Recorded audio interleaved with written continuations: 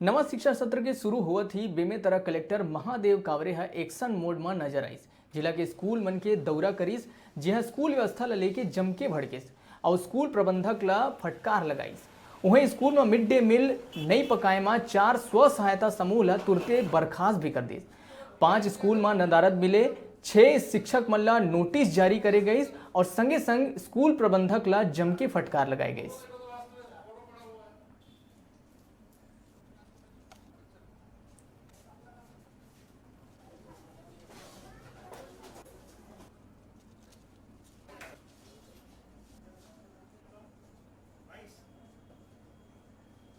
देखिए, जो स्कूलों में समय पर खुलने की और प्रवेश उत्सव मनाने की जिस प्रकार की तैयारी थी, उसको देखते हुए नाराज़गी जताई गई है और ये शिक्षा विभाग को भविष्य के लिए हिदायत दी गई है कि इस तरह से लापरवाही नहीं होनी चाहिए। देखिए, जो घटोली में जैसे कि बताया गया कि पहली सुबह स्कूल लगा था, जबकि सिंगल वहाँ पर स्कूल है, तो जहाँ सिंगल स्कूल है वहाँ के लिए तो 10:30 का समय था और क्यों इस तरह से सुबह लगाया गया, ये जिला शिक्षा अधिकारी को देखने के लिए बोला है और कुछ कर्मचारियों के वेतन भी काटने का निर्देश दिया गया।